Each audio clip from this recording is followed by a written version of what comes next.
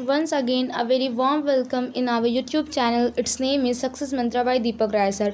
आज की जो वीडियो है आपकी, ये आपकी ज्योग्राफी के बहुत ही इंटरेस्टिंग टॉपिक से रिलेटेड होने वाली है, जो कि विश्व के भूगोल से है। और विश्व के भूगोल में आज हम ज़्यादातर क्वेश्चंस किसके लेकर के आए हैं? प्लैनेट से, यानी ग्रहों से, या फिर अगर आप कह लीजिए कि ब्रह्मांड टॉपिक से आपका ये है, तो आप इसको भी सही समझिए। क्योंकि जो विश्व के भूगोल में सबसे पहला टॉपिक आपका आता है वो हमारा सोलर सिस्टम से रिलेटेड होता है। तो आज की जो वीडियो है वो आपकी सोलर सिस्टम से रिलेटेड है। और आइए देखते हैं कि इस वीडियो में कैसे क्वेश्चंस हैं आपके लिए। वीडियो को एंड तक ज़रूर देखिएगा, ताकि जितने भी इंपॉर्टेंट क्वेश्चंस हैं वो आपके रिवीजन हो सके। साथ ही साथ जो क्वेश्चंस आपके लिए नए हों उनको आप लर्न कर सकिए। तो वीडियो को एंड तक ज़रूर से ज़रूर देखिएगा, ठीक है। चलते हैं अपने क्वेश्चंस की तरफ। क्वेश्चन नंबर फर्स्ट है हमारे सामने, निम्न में से किस ग्रह के सबसे अधिक प्राकृतिक उपग्रह हैं? यानी आपसे पूछा है कि इन चारों ऑप्शन में से ऐसा कौन सा ग्रह है जिसके सबसे ज़्यादा प्राकृतिक उपग्रह हैं? बृहस्पति, मंगल, शनि या फिर शुक्र। तो आपको याद रखना है कि वर्तमान समय में अगर ये क्वेश्चन पूछा जाएगा तो आप टिक करेंगे शनि को। लेकिन अगर बात 2019 के पहले तक की जाती तो हम किसको टिक करते थे? बृहस्पति को टिक करते थे। लेकिन 2019 के बाद 20 नए उपग्रह खोज करके शनि की खोज करके वैज्ञानिक ने क्या बता दिया? शनि के उपग्रह कितने हैं? 82 हैं, जो कि सबसे ज़्यादा हैं। और बृहस्पति के कितने हैं वर्तमान में? तो 79 है, ठीक है।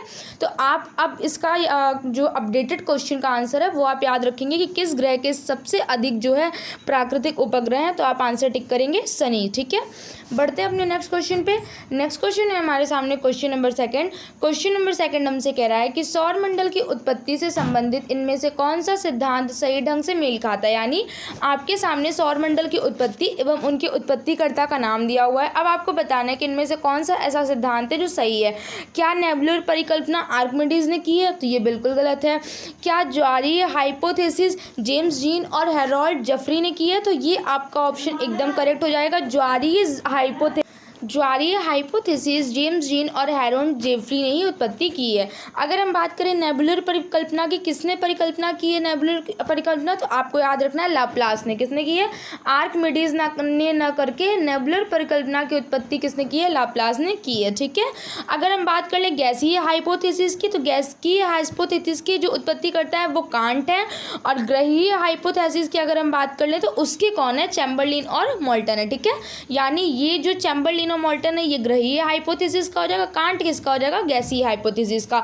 नेबुलर परिकल्पना किससे संबंधित है? लाप्लास से। और सही कौन सा हो जाएगा? ज्वारीय हाइपोथेसिस का जेम्स जीन और हैरोल्ड जेफरी हो जाएंगे, ठीक है। बढ़ते हैं अपने नेक्स्ट क्वेश्चन पे। नेक्स्ट क्वेश्चन है हमारे सामने question number third. Question number third आपसे कह रहा है कि निम्नलिखित में से कौन सा ग्रह पृथ्वी की अपेक्षा आकार में छोटा है? यानी इन चारों ऑप्शन में से ऐसा कौन सा ग्रह है जो पृथ्वी की अपेक्षा आकार में क्या है? छोटा है। नेपच्यून, शुक्र, शनि और यूरेनस। देखिए, जब भी आपसे ग्रहों के आकार की बात करेगा तो इसके लिए आपको सभी के क्रम जो है बहुत ही अच्छे से याद, तो आपको सारे ग्रहों के नाम क्रम से याद रहेंगे, तभी आप इसका आंसर करेक्ट कर। अगर हम बात करें सारे ग्रहों के आकार की स्थिति की, तो हम छोटे से बड़े आपको बताते हैं, फिर हम इस क्वेश्चन का आंसर देते हैं आपको।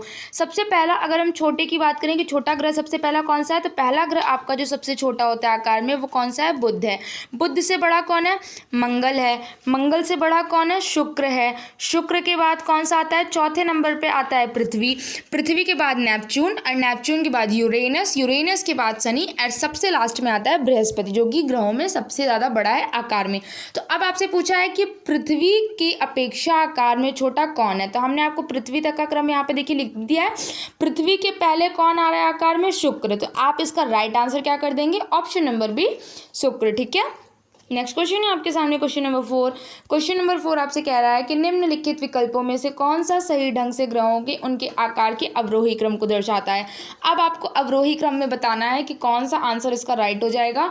तो आपको याद रखना है कि इसमें से जो ऑप्शन नंबर सी है यूरेनस, यूरेनस से छोटा है पृथ्वी, पृथ्वी से छोटा है मंगल, मंगल से छोटा है बुध। और अगर हम बात करें कि पृथ्वी और यूरेनस के बीच में कौन आता है, तो आप कहेंगे पृथ्वी और यूरेनस के बीच में आकार के हिसाब से कौन आता है? नेपच्यून आता है, ठीक है। आकार पर अगर हम बात करें आगे बढ़ने से पहले हम आपको जो एक बहुत ही इंपॉर्टेंट सी अपडेट और इन्फॉर्मेशन आपके सामने हमेशा देते हैं आपको अवेयर कराने के लिए कि अनअकैडमी जो है वो इंडिया का लार्जेस्ट लर्निंग प्लेटफॉर्म है, जहाँ पर आपको यूपी पीएससी और यूपी ट्रिपल एससी कैटेगरी से बहुत ही अच्छी फैसिलिटीज़ और फीचर्स आपको देखने को मिलेंगे।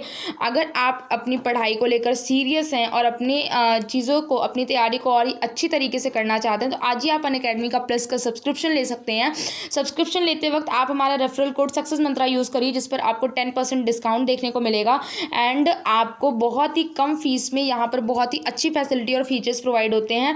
अनअकैडमी का सबसे एक बेस्ट एडवांटेज होता है कि अनअकैडमी में आप कहीं भी किसी भी वक्त पढ़ सकते हैं, एनी टाइम एनीवेयर आप लाइव एंड रिकॉर्डेड सेशंस अपने देख सकते हैं। साथ ही साथ आपको इंडिया के बेस्ट एजुकेटर से पढ़ाई करने का मौका मिलता है। आपको यहाँ पर मल्टीपल कोर्सेज देखने को मिलेंगे, अनलिमिटेड क्विजेस यहाँ पर होते हैं, स्टडी मटेरियल आपको PDF फॉर्मेट में प्रोवाइड हो जाता है। ठीक है, तो आपके पास क्या है कि बहुत ही अच्छा प्लेटफॉर्म है अनअकैडमी। अगर आप अपनी तैयारी को बहुत ही बेहतर ढंग से करना चाहते हैं तो आज ही आप ज्वाइन करिए अनअकैडमी।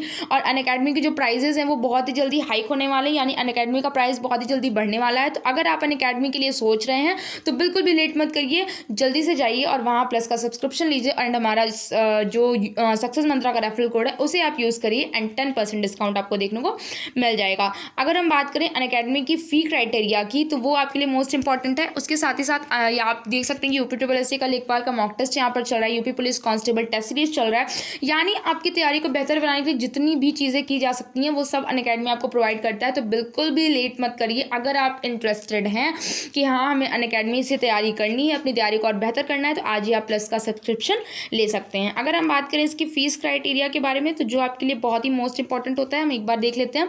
अगर आप इसमें 24 मंथ का सब्सक्रिप्शन लेते हैं तो ये आपको 1300-600 का पहले तो पड़ता है, लेकिन अगर आप हमारा सक्सेस मंत्रा का रेफरल कोड यूज़ करते हैं तो ये आपको 12,240 का पड़ता है। 12 मंथ की अगर हम बात करें तो आपका 9,350 का फ्रीज क्राइटेरिया कितने का हो जाता है, 8,415 का 10% डिस्काउंट लेस होके।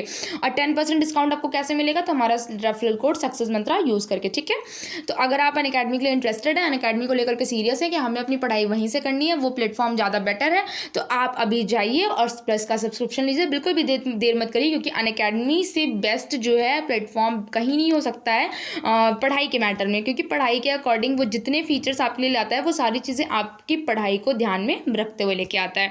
बढ़ते हैं अपने नेक्स्ट क्वेश्चन पे। नेक्स्ट क्वेश्चन है हमारे सामने कि सूर्य का दीप्तमान आमुख, जिसे हम देखते हैं क्या कहलाता है। सूर्य का जो दीप्तमान वाला आमुख होता है उसे हम क्या कहते हैं, ये आपसे पूछा है। प्रकाश मंडल, वर्ण मंडल, स्थल मंडल या फिर वातावरण। तो वातावरण तो नहीं होगा, ये तो आप एग्जैक्टली ऐसे ही एलिमिनेट कर सकते हैं। अब आपको इन तीन ऑप्शन में से बताना है, प्रकाश मंडल होगा, वर्ण मंडल होगा या फिर स्थल मंडल होगा। तो आपको याद रखना है कि सूर्य के जिस दीप्तमान आमुख को हम देखते हैं उसे हम कहते हैं प्रकाश मंडल, यानी इसका राइट आंसर क्या हो जाएगा, ऑप्शन नंबर ए प्रकाश मंडल। प्रकाश मंडल कभी कभी आपको ऑप्शन में इंग्लिश में दिया होता है, तो वो भी आप याद रखिए कि प्रकाश मंडल को इंग्लिश में कहते हैं फोटोस्फीयर। क्या कहते हैं, प्रकाश मंडल को इंग्लिश में कहते हैं फोटोस्फीयर। ठीक है, तो आप याद रखिएगा इसको। नेक्स्ट क्वेश्चन है आपके सामने क्वेश्चन नंबर 6। क्वेश्चन नंबर 6 आपसे कह रहा है किस ग्रह को लाल ग्रह के नाम से भी जाना जाता है। मंगल ग्रह को, शुक्र ग्रह को, बुध ग्रह को या फिर बृहस्पति ग्रह को। इन चारों में से ऐसा कौन सा ऑप्शन है जिसे हम लाल ग्रह के नाम से जानते हैं। तो आपको याद रखना है कि मंगल ग्रह को लाल ग्रह के नाम से जाना जाता है। इसका लाल रंग जो होता है वो किसकी वजह से होता है, ये भी कभी कभी आपसे पूछ लेता है। तो आप याद रखिए कि मंगल ग्रह का जो रंग है वो लाल किसकी वजह से होता है, आयरन ऑक्साइड की वजह से होता है। मंगल ग्रह लाल जो है वो किस तत्व की उपस्थिति के कारण होता है, तो आप याद रखिए कि आयरन ऑक्साइड की वजह से होता है। ठीक है, नेक्स्ट क्वेश्चन है आपके सामने क्वेश्चन नंबर 7। क्वेश्चन नंबर 7 कह रहा है कि सूर्य की किरणों को पृथ्वी तक पहुंचने में लगभग कितना समय लगता है। लगभग 90 सेकंड, लगभग 340 सेकंड, लगभग 180 सेकंड या फिर लगभग 500 सेकंड। तो आपको याद रखना है कि सूर्य की किरणों को पृथ्वी तक पहुंचने में लगभग 500 सेकंड लगते हैं। कितने, लगभग 500 सेकंड। और अगर हम बात करें मिनट की, अगर आप इसको मिनट में कन्वर्ट करेंगे तो ये आपका आएगा 8.2 मिनट। ठीक है, मिनट में पूछे तो आप आंसर करेंगे 8.2 मिनट, सेकंड में पूछेगा तो आप क्या लगाएंगे, ऑप्शन नंबर डी लगभग 500 सेकंड।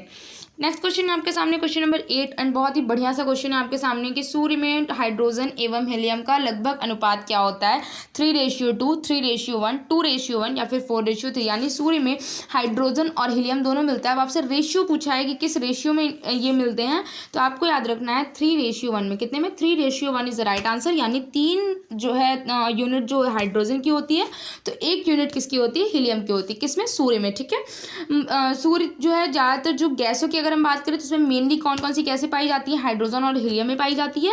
और सूर्य की सतह का जो निर्माण होता है वो किन किन गैसों से होता है? तो हाइड्रोजन, हीलियम, लोहा, oxygen, silicon, sulphur, magnesium, carbon, neon, calcium, इस तरीके के तत्वों से बना हुआ है। सूर्य के द्रव्यमान का लगभग 75% जो है हाइड्रोजन। अब देखिए कैसे 3:1 हुआ है। इसमें जो है सूर्य में 75% हाइड्रोजन, तो 25% क्या मिलता है? हीलियम। तो अब आप एग्जैक्टली इसको अगर आप रेशियो से कन्वर्ट करेंगे तो आप कह सकते हैं 3:1। 25 से अगर आप इसको कन्वर्ट करेंगे 25 3 75, 25 1 25, तो 3:1 आ गया ना। तो सूर्य में हाइड्रोजन एवं हीलियम का लगभग अनुपात क्या होता है? 3:1 होता है। ठीक है। नेक्स्ट क्वेश्चन है आपके सामने क्वेश्चन नंबर 9। क्वेश्चन नंबर 9 आपसे कह रहा है कि निम्न में से कौन सा ग्रह आंतरिक ग्रहों की श्रेणी में नहीं आता है? बुध, शुक्र, मंगल या फिर वरुण। इन चारों में से ऐसा कौन सा ग्रह है जो आंतरिक ग्रहों की श्रेणी में नहीं आता है? तो आपको याद रखना है वरुण जो है आंतरिक ग्रहों की श्रेणी में नहीं आता है। बाकी बुध, मंगल और शुक्र जो है आंतरिक ग्रहों की श्रेणी में आते हैं।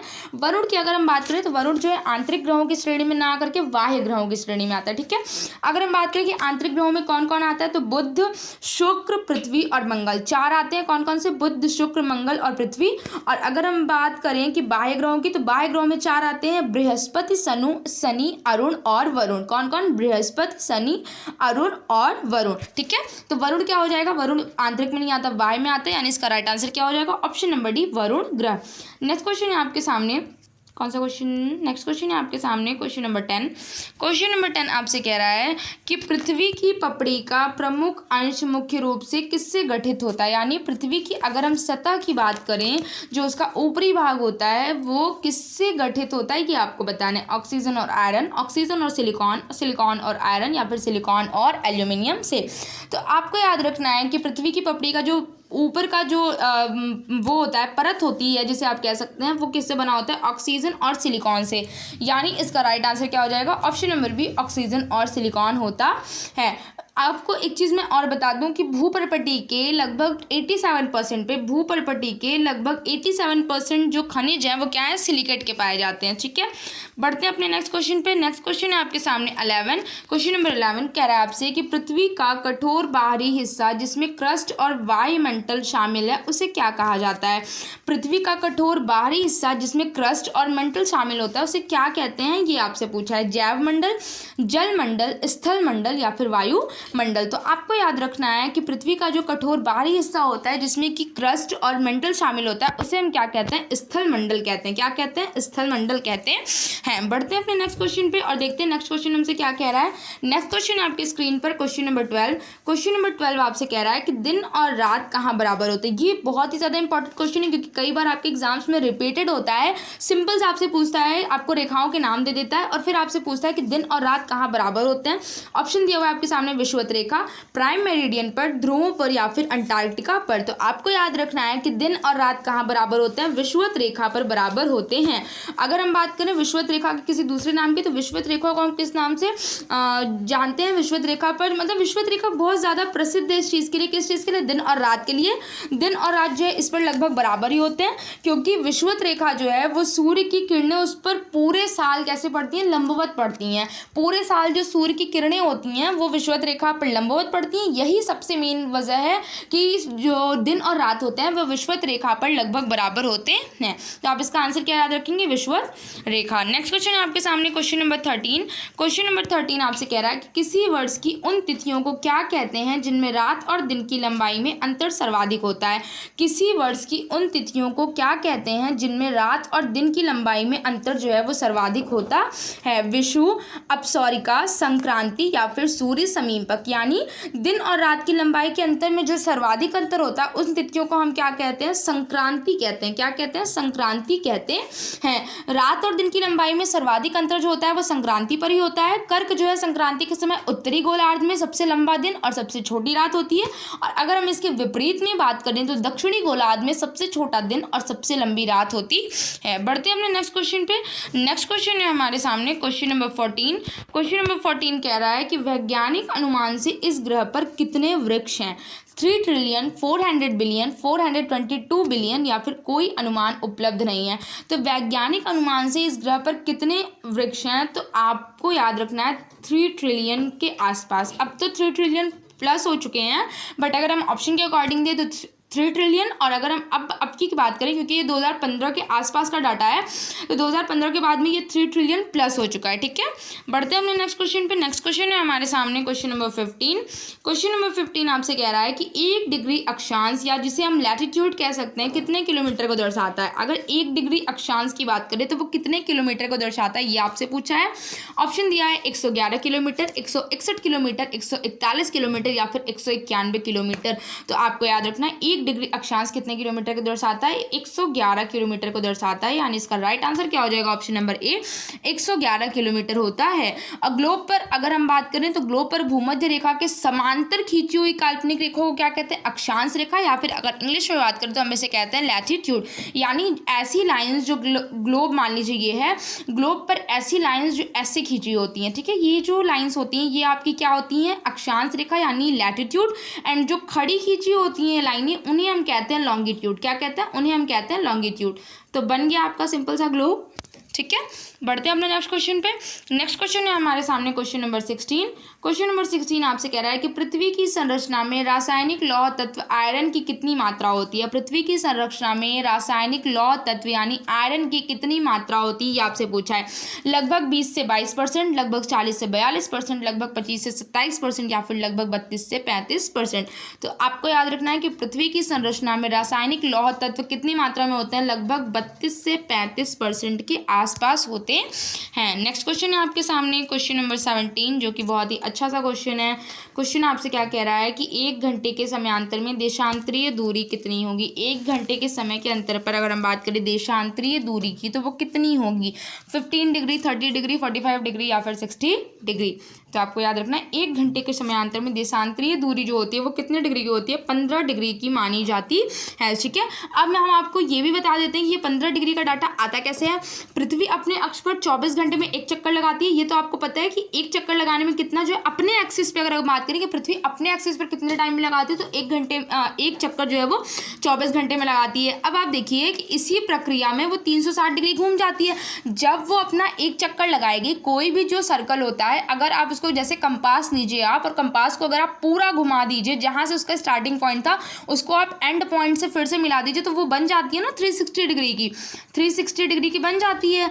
अब जो है 1 घंटे में पूछा है आपसे, तो 1 घंटे में पूछेगा, 1 आवर का पूछेगा, तो आप क्या करेंगे? 360 डिग्री अपॉन 24 ही तो करेंगे, और 360 डिग्री अपॉन 24 जैसे ही आपने किया तो आपका आंसर क्या आ जाएगा? कटकर 15 डिग्री आ जाएगा। तो यानी इसका राइट आंसर क्या हो जाएगा? ऑप्शन नंबर ए 15 डिग्री हो जाएगा। ठीक है, बढ़ते हैं अपने नेक्स्ट क्वेश्चन पे। नेक्स्ट क्वेश्चन है हमारे सामने क्वेश्चन नंबर 18। क्वेश्चन नंबर 18 आपसे कह रहा है कि वर्ष का सबसे लंबा दिन क्या होता है? 20 अप्रैल, 15 मई, 21 जून या फिर 30 अगस्त। आपसे पूछा है कि पूरे साल भर में सबसे लंबा दिन जो होता है वो कब होता है? तो आपको याद रखना है कि 21 जून जो है वो वर्ष का सबसे लंबा दिन होता है।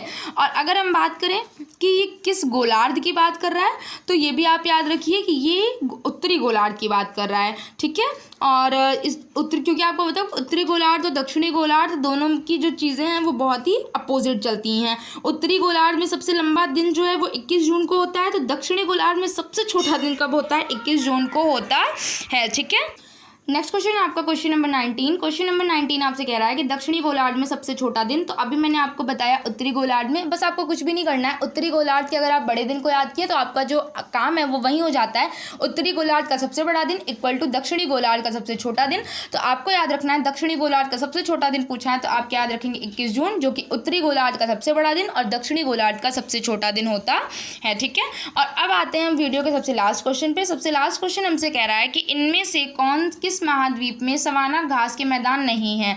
इनमें से इन चारों महाद्वीप में से सवाना घास के मैदान कहाँ नहीं पाए जाते हैं, ये आपसे पूछा है। अफ्रीका, अमेरिका, यूरोप या फिर ऑस्ट्रेलिया। तो आपको याद रखना है कि सवाना घास के मैदान यूरोप में नहीं पाए जाते। कहाँ पर नहीं पाए जाते? सवाना घास के मैदान यूरोप में नहीं पाए जाते हैं।